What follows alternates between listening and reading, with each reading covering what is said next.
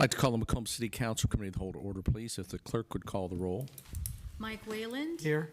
John Vajezi. Here. Don Wynn. Tom Cook. Present. Ashley Katz.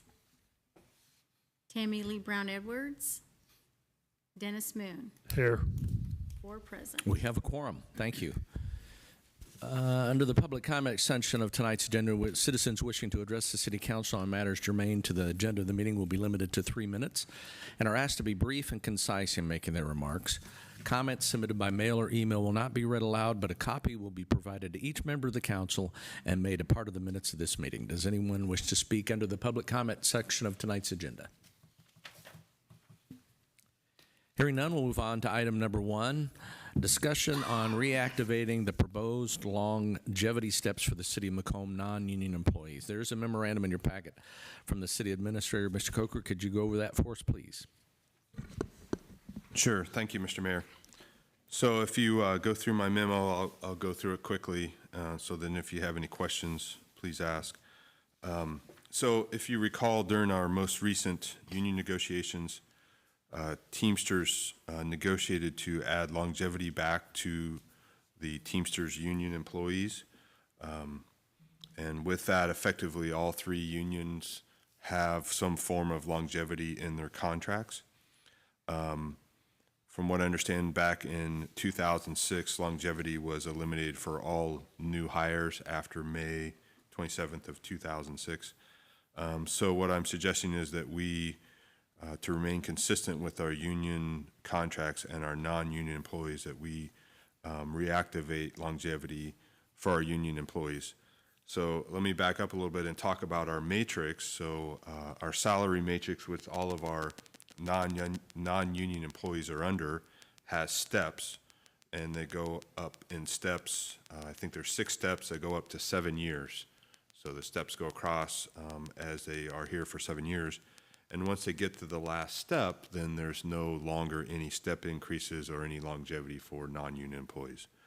So what we're proposing and what was put back in the Teamsters contract was at the steps that are listed on here, 9, 12, 15, there would be longevity steps from there on out, since the matrix stops at 7 years.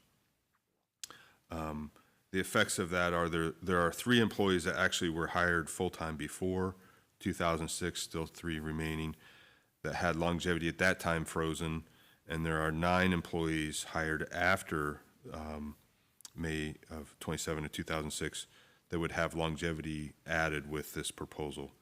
I'm proposing that this longevity is added, and that would cost the city. I'm proposing that we go back to May 1st of this year, which is when the Teamsters started with their longevity, and that would add $28,500 to those base salaries. So that would be the cost to the city as of May 1st for those 9 employees. And I think we need to have comparable things between our union and non-union workforce, and I think this is a good reward for our very loyal long-term employees. So I'd entertain any questions, or if there's more details anyone would like. Any questions for Scott? Any comments? The only question I would have is the union employees, then they could look at it that they don't need to be in the union anymore and pay the dues. So I just wondered if there's been any feedback, or if there's any knowledge of what you're proposing with them. I would say that's true, but there are several other items in the union contract that each union benefits from within their contract. So that'd be entirely up to the union members if they vote. That would be a decertification of the contract if they want to do that. So, but yeah, no, that's true. There was some discussion, Alderman Cook had, this was presented to the Personnel Committee last week, and there was some discussion there. So it's a matter of public record that the city's investigating this action, this proposed policy change. But Scott, I don't think, did you have any direct outreach with? No, I haven't talked with the unions, no. All right.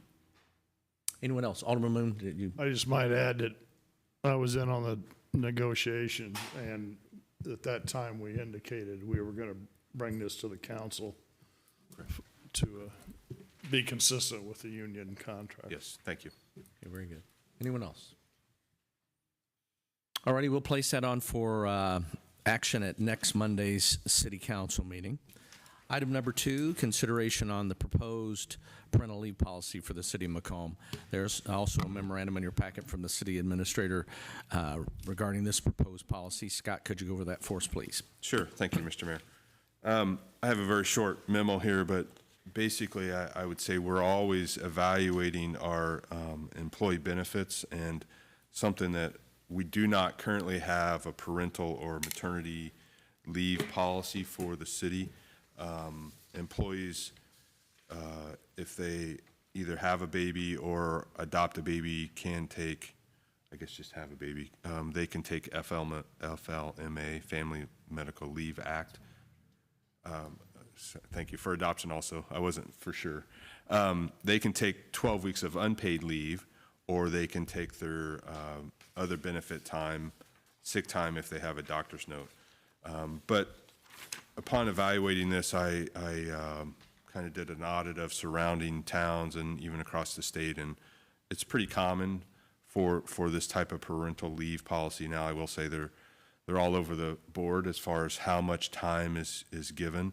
WIU, which I know is not a municipality but is within our town, basically matches this 4 weeks of parental leave.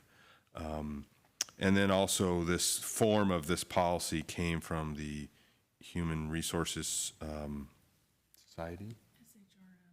SHRM. Anyway, a group that often has these templates for policies. So I can kind of go through this, what's been proposed. We did discuss this at the Personnel Committee meeting about a week and a half ago, and there wasn't really a consensus on how many weeks we should have. I guess I would ask that we pass something, and then, or ask that you pass something, and we decide on how many exactly weeks are given of parental leave. So just some main highlights from the policy. So this is for care and for bonding with a newborn or newly adopted child within 1 year of birth or placement.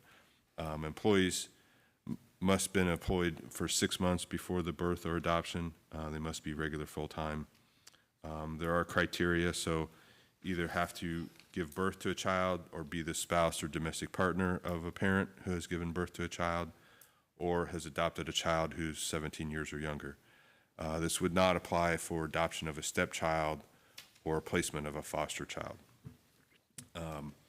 Talk about receiving up to 4 weeks of consecutive time, and it must be in one continuous period within the 12 months.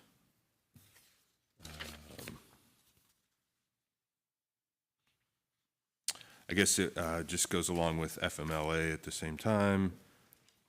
That's the main points, is the number of weeks and that it's for birth or adoption. So entertain any questions you may have or comments. Alderman Moon. Did we, I can't believe this wasn't in our personnel manual. It's something we just neglected to include back, 12 years ago or so when we rewrote that? Or is it not required? I have no record of a paid parental leave policy. So is it not required to have one? No. But It is required. if somebody wanted to claim it, they could go to the state.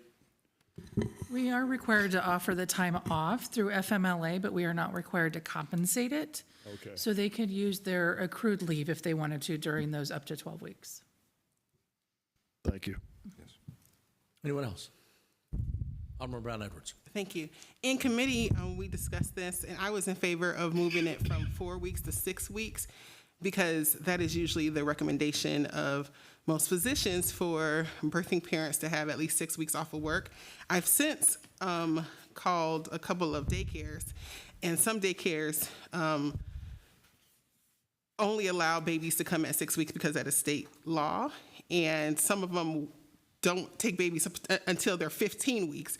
So I think we would be doing our employees a disservice by asking them to use their time to either come back to work early or to figure it out before the recommended time that the physicians are asking them to come back or that they're able to find daycare. So I'm in favor for moving it from 4 weeks to 6 weeks. Thank you, Your Honor. Any other input?